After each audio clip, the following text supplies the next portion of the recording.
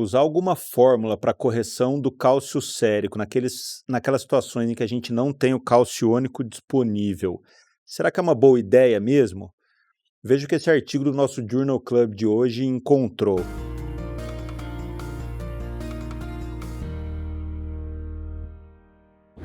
Isso aí, pessoal, mais um Journal Club no hospital. Mais uma vez aqui dos estúdios da FCM da Unicamp, com apoio da equipe da CAC, do Otávio, do Bruno, muito obrigado mais uma vez. Nosso colega de sempre na bancada, Marcelo. Lembrando, para quem não é inscrito ainda, se inscreva no nosso canal, assine os sininhos ali para vocês receberem as notificações dos nossos novos episódios, obviamente para quem tem interesse em medicina hospitalar. Então é isso. Hoje o Marcelo trouxe um estudo bem interessante para a gente, então vamos lá, Marcelo. Vamos lá, pessoal. Hoje o estudo que a gente vai discutir, ele foi publicado no JAMA, agora em janeiro, e ele fala sobre o uso do cálcio ajustado pela albumina na prática clínica. Acho que é um artigo aí, um estudo que vai quebrar paradigmas e fazer grandes provocações aí para nós médicos internistas e hospitalistas. Então, vamos lá. A motivação do estudo é que na prática clínica a gente tem diversas fórmulas de utilização para correção do cálcio total com base na albumina sérica do paciente, para avaliar o status real de calcemia. Mas, no entanto, essas fórmulas elas não apresentam nenhum tipo de evidência científica robusta. E as dúvidas persistem sobre a acurácia, a utilidade clínica e o potencial de causar classificação errônea, especialmente em situações de hipoalbuminemia. A pergunta do estudo é qual é a acurácia das fórmulas de cálcio ajustadas por albumina em relação ao cálcio ionizado, que é considerado o padrão ouro na prática clínica para avaliação da quantidade de cálcio no organismo. E também se o cálcio total não ajustado, o cálcio sérico total, ele é melhor que o cálcio sérico ajustado com relação à albumina do paciente para avaliação do status da calcemia. Foi um estudo transversal, observacional e baseado em dados de rotina no distrito de Alberta, no Canadá, e esses dados eles foram avaliados entre os anos dos dados compilados entre 2013 e 2019. Os critérios de inclusão para os pacientes entrarem nesse estudo, nessa análise retrospectiva, eram serem adultos, maiores do que 18 anos e que tivesse os testes laboratoriais com dosagem simultânea na mesma data e mesma hora de cálcio total e de cálcio ionizado. E, quando disponível, eles também colocavam a albumina como importante nessa avaliação inicial.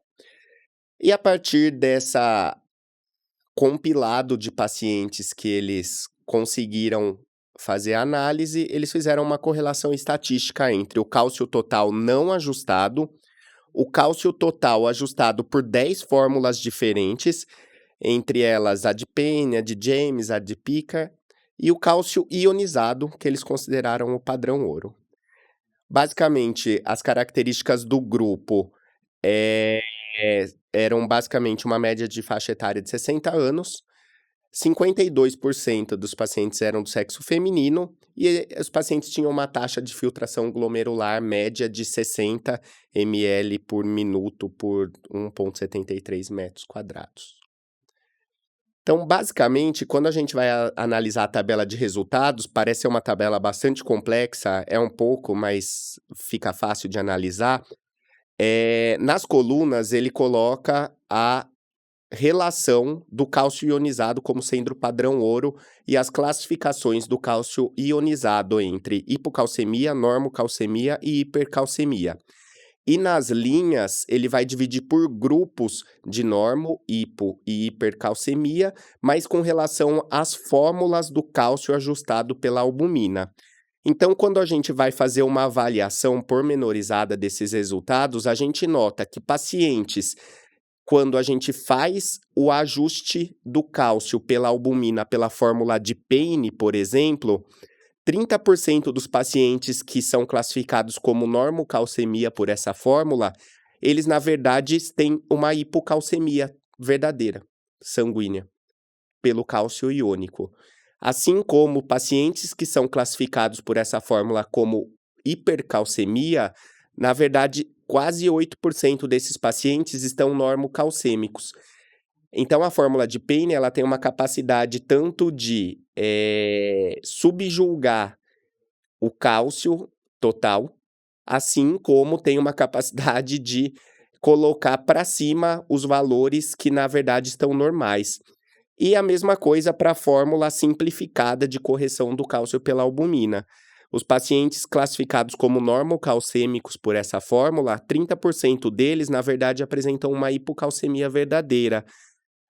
Quando a gente vai avaliar a comparação do cálcio total com o cálcio ionizado, que é o padrão ouro, na verdade, a maior parte dos pacientes, eles dão um match na avaliação. Então, pacientes que são classificados como hipocalcêmicos pelo cálcio total, eles apresentam uma correlação com o cálcio iônico, assim como pacientes que são classificados como normocalcêmicos, eles apresentam uma correlação com cálcio iônico nos pacientes com cálcio normal, e na hipercalcemia também temos situações semelhantes. Então, quando ele termina de fazer toda essa correlação de dados entre fórmulas, avaliação de correção pela albumina, avaliação do cálcio iônico total e avaliação do cálcio sérico total não ajustado, o que o estudo chega? Que o cálcio total não ajustado, quando a gente compara com o cálcio ionizado, 71,7% dos pacientes, eles apresentam valores que classificam eles com a mesma classificação. Então, se são normocalcêmicos, a partir de uma avaliação, 71% desses pacientes vão ser normocalcêmicos na outra avaliação também. E ele coloca que ele é a melhor avaliação que a gente pode ter entre as fórmulas de correção pela albumina. A gente até tem algumas correlações que têm uma porcentagem maior de match, vamos dizer. Por exemplo, a fórmula de James, só que ela tem uma complexidade de avaliação tão significativa porque leva em conta pH e outras variáveis que você não tem na palma ali da mão disponível o tempo todo, que isso dificulta a nossa avaliação. Então, é muito mais fácil a gente fazer o uso do cálcio total não ajustado. O estudo ele tem limitações, então os dados laboratoriais eles foram coletados em múltiplos laboratórios, sem padronização única. Os subgrupos clínicos específicos, por exemplo, pacientes em acidose com insuficiência renal, eles não foram isoladamente analisados, e esses são valores que podem interferir na avaliação total do cálcio sérico do paciente. Não estava descrito a intenção clínica da dosagem de albumina nos pacientes, então não se sabe se a albumina foi dosada para correção do cálcio ou se foi para outro fim por conta da internação. E o estudo ele é observacional, então todo como estudo observacional você não pode concluir uma inferência de causalidade entre as duas situações, mas o uso do cálcio ajustado por albumina, ele não melhora a acurácia na avaliação do status de calcemia em relação ao cálcio total não ajustado. O cálcio total não ajustado, ele apresenta melhor correlação com o cálcio ionizado e uma menor taxa de erro na classificação clínica, especialmente nos pacientes que apresentam hipoalbuminemia. E a recomendação dos autores desse estudo é que na prática clínica rotineira, o cálcio total seja preferido ao uso das fórmulas de correção, salvo quando for possível dosar o cálcio ionizado, que é sempre o padrão ouro para diagnóstico de distúrbios do cálcio no organismo. Legal, muito bom. Dá uma derrubada numa conduta que é tão disseminada na beira do leito, né, que é ficar corrigindo, e principalmente a gente fica mais preocupado com essas correções, ou as pessoas ficam mais preocupadas com essas correções justamente nos pacientes em que ela tem uma pior correlação, que não são nos pacientes com hipoalbuminemia, né, que justamente o estudo mostrou que tem uma correlação pior ainda, né. Então, Esse tudo é relativamente mais tranquilo para a gente discutir, porque eu acho que a questão metodológica, ela é basicamente, ele faz correlações matemáticas, não tem muito que a gente... Ele não correlaciona o achado matemático do número ser parecido ou não, igual ou não, com algum desfecho clínico. A gente não sabe se, por exemplo, esse erro de classificação de fato teve algum impacto clínico na conduta, se o médico vendo que se isso teve, ele não entra nesse mérito, né?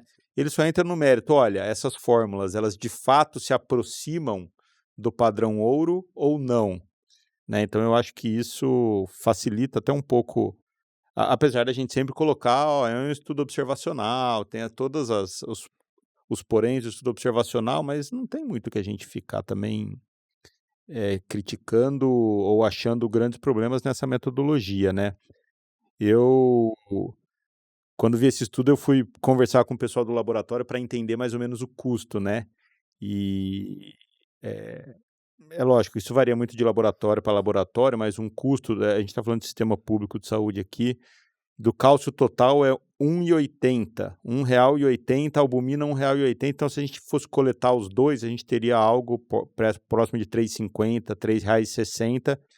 E o calciônico, R$ 7,90. Então, é um pouco mais do que o dobro, mas ainda assim é um custo muito baixo, né? Então, se a gente for pensar, para quem tem o cálcio iônico disponível, eu particularmente não vejo sentido colher o cálcio total e a albumina. Então, tem gente que colhe os três, e aí é mais dinheiro jogado fora ainda, né? E, Marcelo, você comentou de uma das fórmulas, que acho que é a principal que a gente usa, talvez até ela corrigida, mas ele comparou 10 fórmulas, inclusive essas fórmulas que têm uma complexidade do cálculo, que usam creatinina, que usam pH. Como que você viu assim? E tem essa questão da classificação inadequada, né? No geral do estudo, o que você acha que talvez essa mensagem coisa mais importante dele em relação a isso que a gente faz no dia a dia, né? De usar as fórmulas. Você usaria uma outra fórmula, por exemplo, ou você de fato acha que não faz sentido usar nenhuma fórmula, porque a fórmula mais comum é pior, mas mesmo as fórmulas melhores, elas não tem grande diferença, né? Você acha que faz sentido a gente tentar usar alguma outra fórmula, ou a gente estaria indo para um caminho de fato não usar a fórmula e usar o cálcio total? Bom, primeiro assim, acho que os residentes, os alunos que passam aí, que a gente tem contato, a gente sempre, eventualmente, eu sempre dou preferência para fazer colete de cálcio iônico, mas quando tem o cálcio sérico, eu sempre fiz a correção com albumina, e que agora eu acho que eu vou mudar, uma mudança de paradigma significativo, inclusive na solicitação do exame, que se não tiver alguma outra indicação clínica, não vai ter o porquê ser solicitado, né? Mas eu acho que é interessante a gente também colocar o dado de que é um número muito grande de avaliação que ele teve ao longo desses 7 anos. Então ele conseguiu fazer uma avaliação de basicamente 7 milhões de dosagens de cálcio sérico e cálcio iônico, para fazer a sua análise estatística e chegar nos resultados que chegou. Então, primeiro me espanta, porque a Alberta, eu fui até pesquisar, são 3 milhões de habitantes que são cobertos por aquela região, e daí 7 milhões de dosagens de cálcio sérico e cálcio iônico num período de 7 anos, é basicamente 1 milhão de pedidos por ano, ou seja, 1/3 da população, se a gente fosse considerar Colher todo ano. colherar todo ano. Então é algo que eu achei bem impressionante e gera um dado estatístico significativo. Não tá analisando 70 dosagens, são 7 milhões. Uma outra pontuação é de que se existem 10 fórmulas para correção do cálcio pela albumina, tem alguma coisa difícil de ser avaliada, né? Porque se às vezes com uma fórmula a gente já fica inseguro porque o organismo humano é muito mais complexo do que uma fórmula matemática, apesar de ser extremamente importante a fórmula matemática, ter 10 fórmulas para fazer a mesma correção É porque é porque provavelmente nenhuma delas é é boa. porque provavelmente nenhuma delas tem uma acurácia. E esse estudo conseguiu mostrar isso.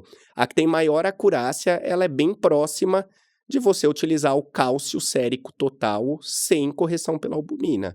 Uma é 72% de acurácia, a outra é 76%. Então, assim, Que é baixa de qualquer que é maneira, baixa né? de A gente qualquer maneira, com pensando numa certeza. tomada de decisão, você pensar que você E tá 25 a 30% das vezes você tá Uhum. errado, para medicina é Sim, bastante, com né? certeza. E considerar que muitos pacientes que são normocalcêmicos são considerados com hipercalcemia pela fórmula, isso é um impacto significativo de mudança de conduta beira-leito. Se você viu uma hipercalcemia, vai desencadear uma série de investigações para entender a hipercalcemia, uma série de terapêuticas que muitas vezes vão ser invasivas e desnecessárias para o paciente, que na verdade tem um cálcio normal. E o tanto de gente que talvez estivesse repondo cálcio, tomando comprimido de cálcio, eventualmente Sim. hospitalizado, repondo cálcio endovenoso, Uhum. porque a fórmula classificou eles como Como hipocalcêmicos e, na hipocalcêmicos. verdade, eles eram Normocalcêmicos. normocalcêmicos e não deveriam Então, estar. assim, eu acho que realmente é um estudo, é um dos que eu fiquei mais impressionado de ler aí nos últimos dias, semanas aí, e que eu acho que é o que maior impacta na nossa conduta, pelo menos de solicitação de exames laboratoriais, em tem uma dosagem de calciônico disponível, fica seguro com ela. Não tem possibilidade, o cálcio o total sérico não ajustado, ele tem uma fidedignidade maior comparada com o cálcio iônico do que ficar corrigindo fórmula corrigida por albumina. E talvez acho que você já então colocou que você faria na beira do leito aí, né, o impacto desse estudo que apesar dele parecer uma ideia muito simples, né, que é comparar um Uhum. monte de fórmula com o que acontece na realidade, né, mas o cara foi genial. Eu acho que a ideia foi muito boa, mas eu colocaria talvez uma segunda camada aí. Se você tem o calciônico, vamos direto para o calciônico, que é o padrão ouro. Uhum. Se você não tem, vai no cálcio total e se o cálcio total estiver alterado, talvez valha a pena você ter uma segunda camada e aí pedir um calciônico. Se o cálcio total sérico tá normal, pronto, toca o barco, que muito provavelmente. Uhum. Agora, se você tem alguma alteração do cálcio total que eventualmente vai impactar ou no teu raciocínio clínico ou na tua conduta, tente o cálcio ionizado, porque o cálcio ionizado ele às vezes não é prontamente disponível em serviços menores ou na atenção primária, por exemplo, mas quando você precisa, eventualmente por outros caminhos você consegue ter acesso e é um exame relativamente barato dentro do arsenal médico, né? Mais algum comentário final aí que você queira fazer? Eu acho que esse é um artigo que todo médico hospitalista ou internista, todo médico deveria ler. Inclusive ambulatorial, né? Porque isso é Inclusive feito no com ambulatorial. certeza, tanto é que saiu na parte do JAMA de endocrinologia e metabologia, né, Que talvez no hospital a gente esteja mais acostumado a solicitar calcionizado do que do que nos ambulatórios, né? ambulatorialmente, isso. E acho que é uma tendência que a gente já vê na literatura de sempre tentar entender se, aquilo que a gente está fazendo, extra, a mais, aquele exame que a gente coleta duplicado, se ele faz sentido mesmo, ou se a gente consegue simplificar a nossa avaliação aí, sem expor o paciente a possíveis iatrogenias ou a tratamentos Que eu desnecessários. acho que é a ideia de, assim, às vezes o exame que a gente acha que está colhendo mais exame, é melhor, na verdade, ele está atrapalhando, ele está levando a condutas inadequadas, além do desperdício de dinheiro, em que pese ser relativamente pouco dinheiro, Sim. um exame barato, a hora que você coloca em milhões ou Em 7 bilhões de milhões, sim. solicitações, é um dinheiro muito grande que está sendo jogado fora, né? Maravilha, é isso aí, pessoal. Esse foi o nosso Journal Club de hoje. Espero que vocês tenham gostado. Sugiro que leiam esse artigo, porque ele de fato muda um paradigma, ele muda uma cultura que está bem enraizada na beira do leito. E esse artigo é um daqueles que de fato muda a beira do leito. Isso aí, quem ainda não é inscrito e gostou da discussão, gosta do tema, quer acompanhar o nosso Journal Club, se inscreva no canal, aperte o sininho de notificação ali para ser avisado dos próximos episódios. Então, um abraço e até a próxima.